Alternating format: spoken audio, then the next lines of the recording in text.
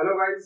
तो आज हम बात करने वाले हैं द इंडियन कॉन्ट्रैक्ट एक्ट 1872 के अंदर सेक्शन 19 की। सेक्शन 19 के अंदर दिया गया है voidability of a agreement without free consent, यानी कि एग्रीमेंट कब वॉइडेबल होगा, जब कंसेंट फ्री ना हो किसी भी व्यक्ति की, किसी भी पार्टी की कंसेंट फ्री नहीं है तो वहां पर एग्रीमेंट वॉइडेबल होगा। कहां पर डिफाइन किया गया है? सेक्शन 19 के अंदर।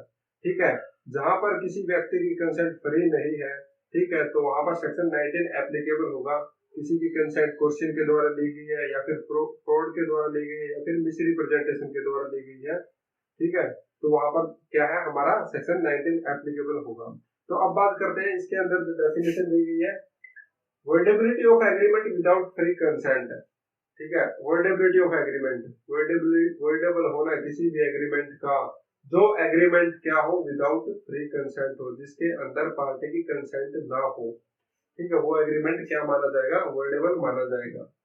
When consent to an agreement is caused by coercion, fraud और misrepresentation, when जब किसी भी व्यक्ति की कंसेंट कैसे ली जाए एग्रीमेंट बनाने के लिए, by coercion, फ्रॉड एंड और मिसरिप्रेजेंटेशन, या तो कोर्शन के द्वारा ली गई हो किसी कंसेंट, किसी के ऊपर फोर्स बना के, दबाव बना के उसकी कंसेंट ली गई हो, या फिर फ्रॉड के साथ उसकी कंसेंट ली गई हो, धोखे से उसकी कंसेंट ली गई हो, या फिर मिसरिप्रेजेंटेशन, उसको मिस स्टेटमेंट यानी रॉन्ग स्टेटमेंट देके उसकी कंसेंट ली गई हो पार्टी की, तब क्या होगा? जो एग्रीमेंट बनाया गया है एक कॉन्ट्रैक्ट के लिए, the agreement is a contract voidable at the option of the party whose consent was so caused, यानी कि जो एग्रीमेंट बनाया गया है, ठीक है, एक कॉन्ट्रैक्ट बनाने के लिए, तब वह एग्रीमेंट क्या होगा? वॉइडेबल होगा at the option of the party, उस पार्टी के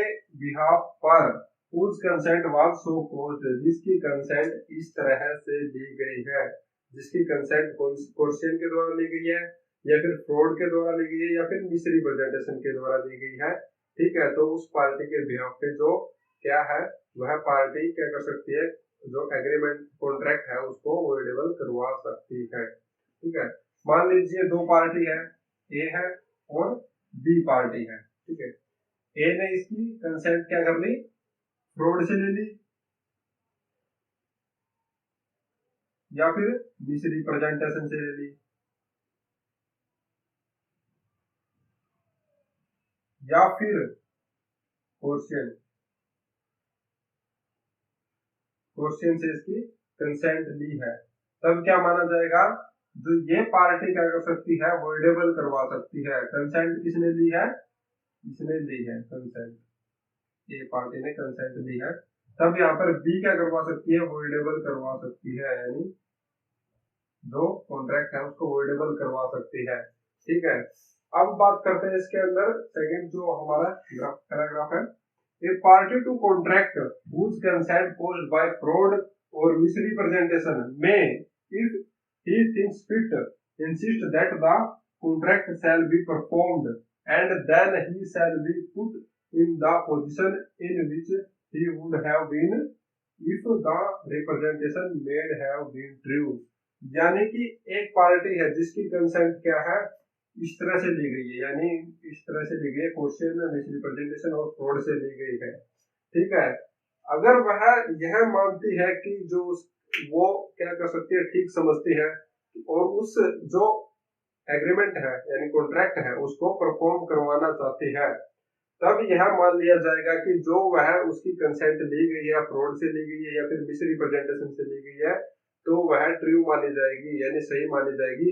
उस टाइम पर यहाँ पर क्या है, जो इसके अकॉर्डिंग यहाँ पर जो एग्रीमेंट कॉन्ट्रैक्ट होगा हमारा, जो एग्रीमेंट बना था क्वेश्चन के द्वारा, फ्रॉड के द्वारा और मिसरिप्रेजेंटेशन के द्वारा, वह क्या होगा? वैलिड होगा, वॉइडेबल नहीं होगा। ठीक है, तो अगर वह पार्टी ही यह बोल रही है कि ठीक है, जिसके पास राइट था वह वॉइडेबल करवा सकती थी उस कॉन्ट्रैक्ट को, ठीक है, वह पार्टी यह बोल रही है कि ठीक है भाई, अगर यह परफॉर्म हो सकता है तो परफॉर्म कर दीजिए इसको उसी वे में जिस वे में हम, अगर मिसरिप्रेजेंटेशन या फ्रॉड या फिर क्वेश्चन नहीं होता तो।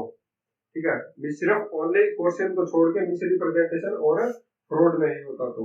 ठीक है, क्वेश्चन तो दबाव बनाना हो गया, दबाव बनाने की वजह से अगर किसी के साथ कोई कंसेंट ली जाती है किसी पार्टी की, तो वहां पर क्या होगा, वह जो वोइडेबल ही होगा, जो वह कॉन्ट्रैक्ट होगा वह वोइडेबल ही होगा अगर क्वेश्चन के द्वारा दी जाती है। तो इसके अंदर सिर्फ मिस रिप्रेजेंटेशन और फ्रॉड दो ही चीजें दी गई है। मिस रिप्रेजेंटेशन या फिर फ्रॉड के द्वारा अगर कंसेंट ली गई है तो अगर वह पार्टी चाहती है तो परफॉर्म करवा सकती है, अगर वह ठीक समझती है तो। ठीक है, अब बात करते हैं इसके अंदर हम जो एक्सेप्शन देख रखी है उसकी। एक्सेप्शन के अंदर क्या दे रखा है, अब सेक्शन 19 की जो एक्सेप्शन है, if such consent was caused by misrepresentation और by silence fraudulent within the meaning of section 17, यानी कि अगर किसी व्यक्ति की जो कंसेंट है वह कैसे ली जाए, मिस रिप्रेजेंटेशन के द्वारा ली जाए, और बाय साइलेंस यानी चुप रहकर, रहना भी क्या होता है, एक मिस रिप्रेजेंटेशन होता है किसी व्यक्ति को, वहां पर जहां पर किसी व्यक्ति की ड्यूटी बनती है बोलने की और वहां पर वह व्यक्ति क्या है, चुप रहता है, या फिर वह साइलेंस रहता है और एक व्यक्ति उसे बोलता है अगर आप चुप रहे तो मैं यह मान लूंगा कि यह चीज करेक्ट है। ठीक है, वहां पर जो साइलेंस है वह भी मिस रिप्रेजेंटेशन बन जाती है। और fraudulent within the meaning of section 17, यानी कि या फिर फ्रॉड से ली गई हो अकॉर्डिंग टू द सेक्शन 17 के अंदर जो डेफिनेशन दी गई है उसके अनुसार अगर किसी व्यक्ति की कंसेंट है वह फ्रॉड से ली गई हो। The contract nevertheless is not voidable, वहां पर जो कॉन्ट्रैक्ट है नेवरथलेस वॉइडेबल नहीं होगा इफ कब the party whose consent was supposed had the means of discovering the truth with ordinary diligence, जहां पर एक पार्टी के पास यह मौका था या फिर थोड़े से परिश्रम के साथ वह पता लगा सकती थी कि जो पार्टी है वह मेरे साथ क्या कर रही है, मिस रिप्रेजेंटेशन कर रही है, ठीक है, या फिर फ्रॉड कर रही है। थोड़े से परिश्रम के साथ यानी थोड़ी सी मेहनत के साथ यह चीज पता लगा सकती थी, जो जिस पार्टी की कंसेंट है मिस रिप्रेजेंटेशन से ली जा रही है वह पता लगा सकती थी कि जो मेरी कंसेंट है वह मिस रिप्रेजेंटेशन से ली जा रही है या फिर फ्रॉड से ली जा रही है। उसके पास समय था, मौका था, वह पता लगा सकती थी और उसने पता नहीं किया, तब वह जो कॉन्ट्रैक्ट होगा वह वॉइडेबल नहीं माना जाएगा। वहां पर जो कॉन्ट्रैक्ट होगा वह वॉइडेबल नहीं होगा, वह माना जाएगा वैलिड, कि उसके पास तो क्या था, टाइम था, और थोड़े से अगर वह थोड़ा सा मेहनत करती तो उसे पता चल सकता था जो उसके कंसेंट है वह कैसे ली जा रही है, फ्रॉड के साथ ली जा रही है और मिस रिप्रेजेंटेशन के साथ ली जा रही है। ठीक है, और जो साइलेंस है वह क्या है, वह मिस रिप्रेजेंटेशन है। अब बात करते हैं हम इसके अंदर एक्सप्लेनेशन की। एक्सप्लेनेशन के अंदर क्या दिया रखा है, ए फ्रॉड और miss representation which did not cause the consent to a contract of the party on whom such fraud was practiced or to whom such misrepresentation was made does not render a contract voidable, यानी जहां पर party को पता था कि जो ये व्यक्ति मेरे साथ क्या कर रहा है, मिस रिप्रेजेंटेशन कर रहा है, वहां पर उस पार्टी को पता था, उसको यह भी पता था कि यह मेरे साथ फ्रॉड कर रहा है, लेकिन अगर वहां पर वह पार्टी क्या करती है, फिर भी एक एग्रीमेंट बना लेती है और एक कॉन्ट्रैक्ट करती है, तब भी वहां पर जो कंसेंट है वह क्या वॉइडेबल नहीं मानी जाएगी, यानी जो कॉन्ट्रैक्ट होगा वह वॉइडेबल नहीं होगा। मान लीजिए दो पार्टी है, ए है और बी पार्टी है। ठीक है, ए को क्या है, इसके साथ क्या करना है, कॉन्ट्रैक्ट एग्रीमेंट बनाना है। ठीक है, एग्रीमेंट बनाते समय बी के साथ ए ने क्या किया, मिस रिप्रेजेंटेशन कर ली इसके साथ, ठीक है, फ्रॉड कर लिया या फिर फ्रॉड कर लिया। ठीक है, और बी को क्या है, इस चीज के बारे में पता है, यह जानता है। ठीक है, और लेकिन फिर भी क्या रहता है, ये चुप रहता है, साइलेंस रखता है कि ठीक है भाई करने दो, कोई बात नहीं है। इसको क्या लगता है कि मैं इससे क्या कर लूंगा, अदर बेनिफिट बना लूंगा। ठीक है, या मेरे साथ मिस रिप्रेजेंटेशन कर लेगा तो मैं इससे क्या कर लूंगा, अदर बेनिफिट बना लूंगा। तब यहाँ पर जो बी क्या है, अपना राइट खो देगा, जो एग्रीमेंट है उसको वॉइडेबल करवाने का।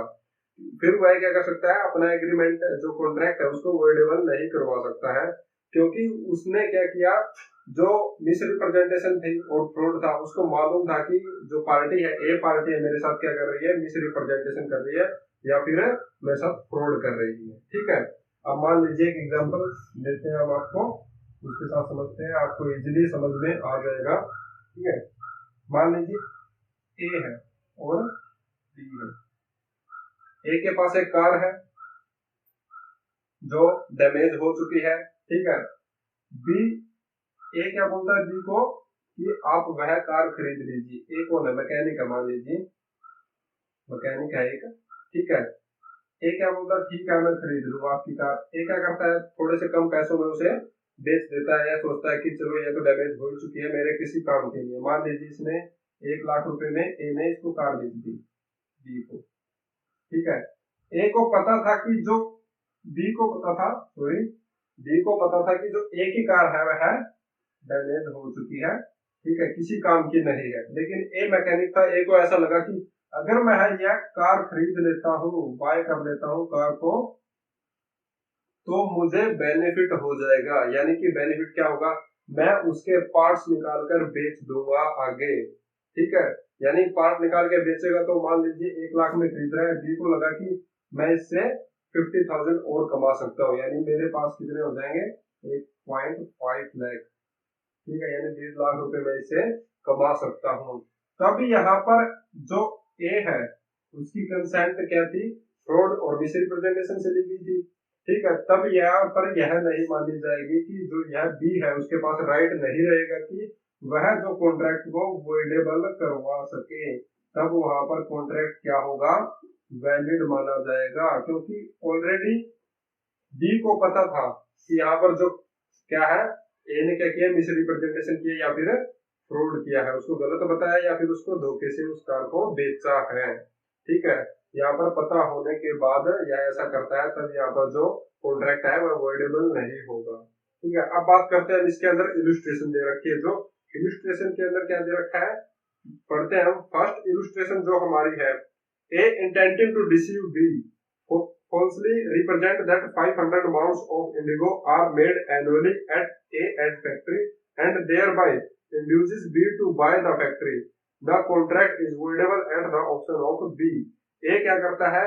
B को धोखा देने की मंशा से, यानी B के साथ क्या फ्रॉड करने की मंशा से उसे एक रिप्रेजेंट करता है अपनी कंपनी खरीदने के लिए कि उसकी जो कंपनी है उसके अंदर क्या है, 500 mounds of indigo are made annually at AS factory की 500 mounds है, ठीक है, टीले है वह बनते हैं हर साल के अंदर उसकी फैक्ट्री के अंदर, ठीक है।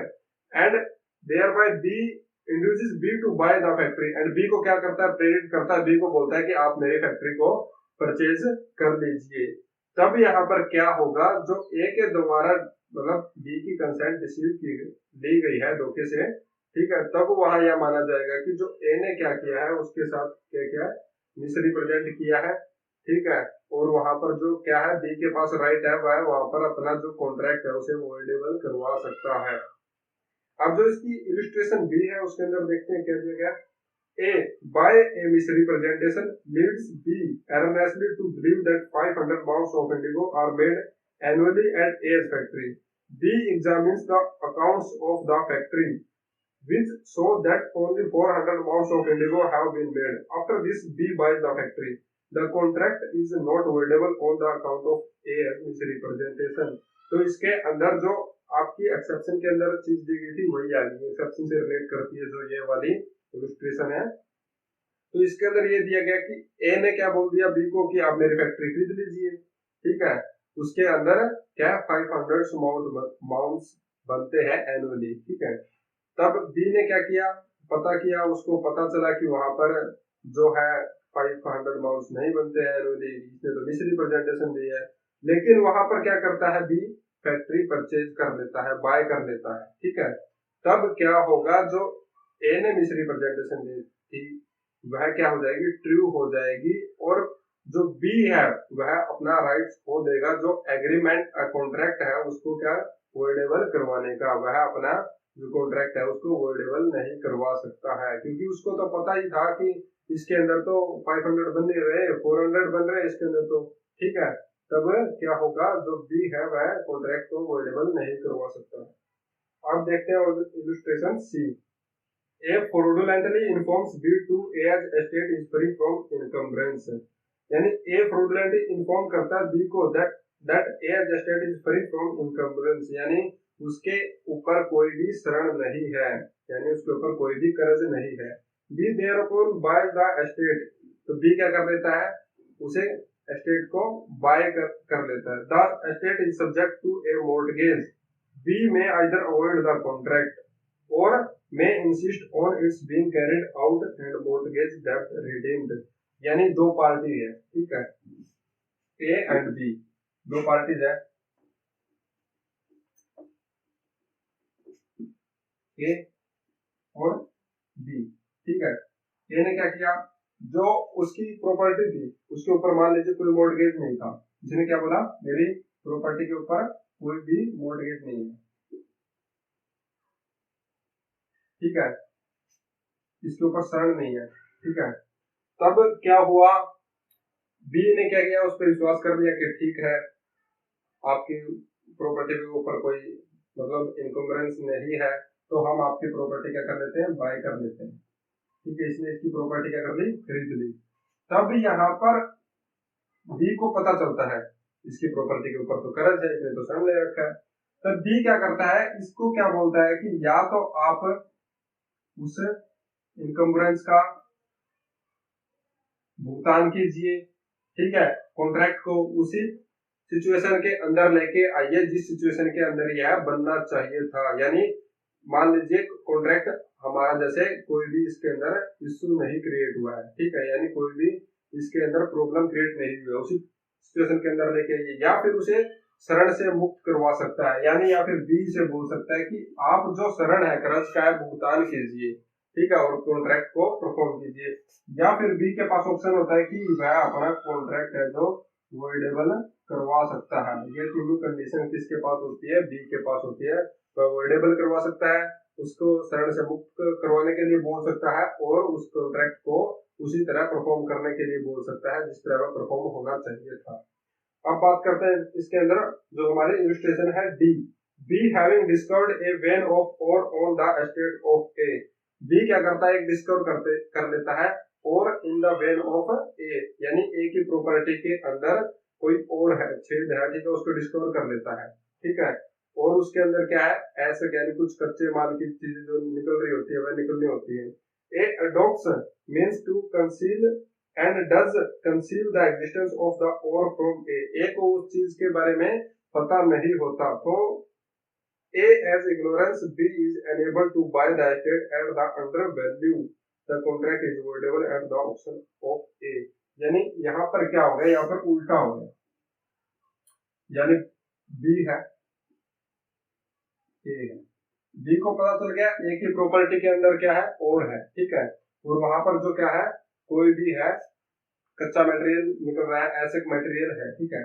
तो इसको क्या हुआ, B ने क्या किया, इसको पता नहीं चलने दिया, पता नहीं चलने दिया, छुपा लिया इससे, ए से, ठीक है। तब क्या हुआ, इसने प्रॉपर्टी इसको खरीदने के लिए बोला ए को कम अमाउंट में, ठीक है, तो इसने क्या कर लिया, ए ने प्रॉपर्टी को बाय कर लिया। तब बी को बाद में पता चला कि इसके साथ तो क्या हो गया, फ्रॉड हो गया, ए ने जो बात थी इसके अंदर पता नहीं चलने दी। तब यहाँ ए क्या कर सकता है, जो कॉन्ट्रैक्ट है उसको वॉइडेबल करवा सकता है।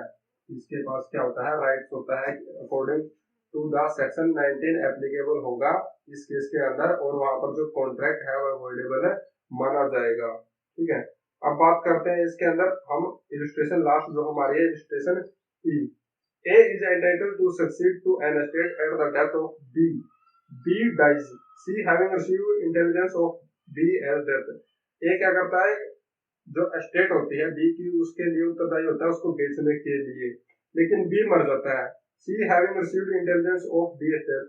C को क्या लगता है कि हाँ भाई B की तो डेथ हो चुकी है, C को पता होता है, लेकिन वह क्या करता है, prevents the intelligence reaching A, रोकता है बी तक पहुंचने में उस नॉलेज को, यानी कि जो बी की डेथ हुई है ए तक पहुंचने में रोकता है, कि जो मतलब इस तक अगर पहुंच गई बात कि हाँ भाई बी की डेथ हो चुकी है तो यह प्रॉपर्टी बेचेगा ही नहीं। And this induces a to sell him his interest in the state. और ए को क्या बोलता है, सी क्या बोलता है कि मेरा इंटरेस्ट है इस प्रॉपर्टी में, आप सेल कर दीजिए, मैं प्रॉपर्टी को खरीदना चाहता हूँ।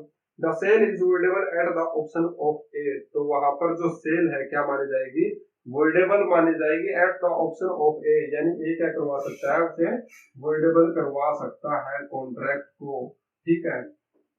3 पार्टीज है, ए बी एंड सी, ठीक है।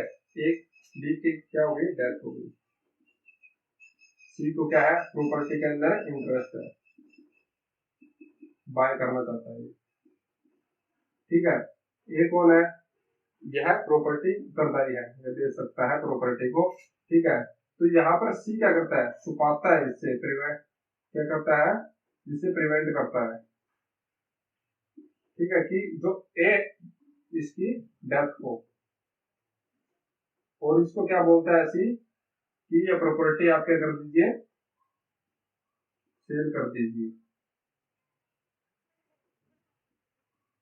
ठीक है, मुझे सेल कर दीजिए आप, यह प्रॉपर्टी है। तब यहाँ पर क्या होगा, जो सी के द्वारा इसकी कंसेंट ली गई है, वह क्या ली गई है, मिसरिप्रेजेंटेशन से या फ्रॉडुलेंटली, ठीक है।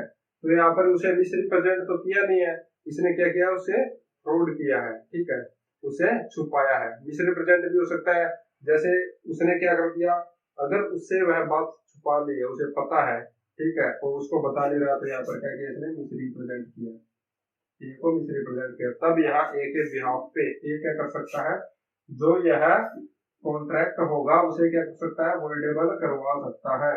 ये क्या करवा सकता है, कॉन्ट्रैक्ट को वोइडेबल,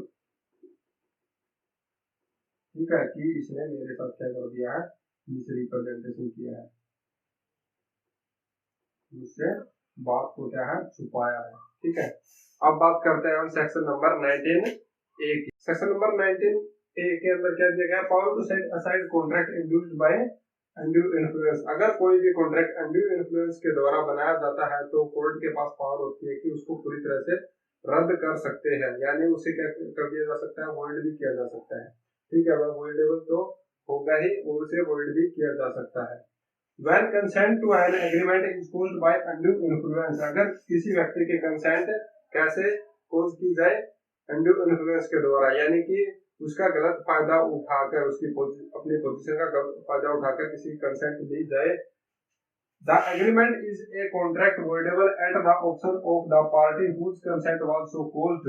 अगर इस तरह से किसी व्यक्ति की एग्रीमेंट बनाते समय पर कंसेंट ली गई है, तब वहां पर जो कॉन्ट्रैक्ट है वह क्या होगा, वॉइडेबल होगा। At the option of the party whose consent was so called, जिस तरह से पार्टी की कंसेंट ली गई है अनड्यू इन्फ्लुएंस के द्वारा, ठीक है। Any such may be set aside either absolutely, or if the party who was entitled to avoid it has received any benefit thereunder upon such terms and conditions as to the court may seem just, यानी कि उसे क्या पूरी तरह से रद्द करवाया जा सकता है, यानी सेट असाइड करवाया जा सकता है उसे, जो कॉन्ट्रैक्ट को, either absolutely or if a party who was entitled to avoid, अगर कोई पार्टी है ऐसे अवॉइड कर देती है कि भाई चलो छोड़ो, हो गया जो हो गया, ठीक है, उसने जो मेरी कंसेंट है ले ली। It has received any benefit, और उसे क्या है, कुछ बेनिफिट रिसीव्ड हो जाता है, उसे मान लीजिए कोई बेनिफिट हो जाता है। Upon such terms and conditions as to the court may seem just, यानी कि अगर कोर्ट को जो सही लगता है, तो कोर्ट है वहां पर जो डिसीजन है दे सकती है। मान लीजिए दो पार्टी है ए बी, ए ने इसकी जो कंसेंट लिया है अनड्यू इन्फ्लुएंस के द्वारा ली है बी की, ठीक है, कंसेंट जो अनड्यू इन्फ्लुएंस के द्वारा ली है बी की, तो यहाँ पर जो बी को क्या है, बेनिफिट हो जाता है। और कोई प्रोडक्ट था, उसे इसने सेल करने के लिए इसकी कंसेंट है, जो दबाव बना के दे दीजिए, या पार्टी जो पोजीशन में थी कि आप यहाँ ले लीजिए, ठीक है, दबाव बनाती है, और इसके ऊपर इसको क्या कर दिया, प्रोडक्ट बेच दिया गया, और इसने क्या कर दिया, वह प्रोडक्ट आगे बेचा, तो इसे क्या हो गया, बेनिफिट हो गया। बेनिफिट होने के बाद यहाँ पर जो कोर्ट है क्या कर सकती है, देखती है सिचुएशन को, इसको बेनिफिट रिसीव्ड हुआ है, तो यहाँ पर जो है उसे क्या किया जा सकता है, जो कॉन्ट्रैक्ट है उसे वैलिड भी करवाया जा सकता है, अगर यह पार्टी चाहे तो, ठीक है। अगर यह पार्टी नहीं चाहती है, तो वहां पर जो है क्या हो जाएगा, वह कॉन्ट्रैक्ट क्या हो जाएगा, वॉइडेबल हो जाएगा, ठीक है। तो अब बात करते हैं, अब अगर मान लीजिए जैसे कंसेंट है डॉक्टर पेशेंट का, किसी की मेंटलिटी सही नहीं है, तो वहां पर क्या होगा, वहां पर जो कॉन्ट्रैक्ट का नेचर होगा वह वॉइडेबल होगा, अगर कोई पोजीशन का फायदा उठाता है तो, लेकिन अगर उसको फायदा हो जाए तो वहां पर कोर्ट देख सकती है कि हाँ इसको तो प्रॉफिट हुआ है, ठीक है। और इनके अंदर सेक्शन 19 और 19A के अंदर क्या डिफरेंस है? 19 के अंदर क्या दिया गया, मिसरिप्रेजेंटेशन, फ्रॉड और क्वेश्चन के द्वारा किसी कंसेंट ली गई है तो वहां पर 19 एप्लीकेबल होगा। और 19A कब एप्लीकेबल होगा? जब किसी व्यक्ति की कंसेंट कैसे ली गई है, अनड्यू इन्फ्लुएंस के द्वारा ली गई है, तो वहां पर जो सेक्शन 19 क्लोज ए 19A एप्लीकेबल होगा, ठीक है। तो यहाँ पर इनके अंदर जो मेन डिफरेंस क्या है दोनों सेक्शन के अंदर, अगर क्वेश्चन आ जाता है, ऑप्शन टाइप आते हैं क्वेश्चन ऐसे प्री के अंदर तो जरूरी आते हैं, ठीक है, कि सेक्शन 19A के अंदर मतलब अगर किसी की कंसेंट ली गई है तो कैसे होगी, उसके अंदर ऑप्शन आ जाएगा फ्रॉड, मिसरिप्रेजेंटेशन या क्वेश्चन या फिर अनड्यू इन्फ्लुएंस। तो आपको 19A के अंदर क्या ऑप्शन का टिक लगाना है, अनड्यू इन्फ्लुएंस के, अनड्यू इन्फ्लुएंस के द्वारा इसकी जो कंसेंट है वह ली गई है। और 19 का आ जाए तो वहां पर आपका क्वेश्चन, फ्रॉड और मिसरिप्रेजेंटेशन के द्वारा कंसेंट ली गई है, ठीक है। आई होप आपको समझ में आ गया होगा। अगर आपको कोई भी बात समझ में नहीं आई है तो हमारे कमेंट सेक्शन में कमेंट करके हमें जरूर बताएं, हम आपका आंसर जरूर देंगे। और वीडियो को लाइक करें, चैनल को सब्सक्राइब करें और अपने सभी फ्रेंड्स के साथ शेयर करें। तो मिलते हैं नेक्स्ट वीडियो के साथ। Thank you.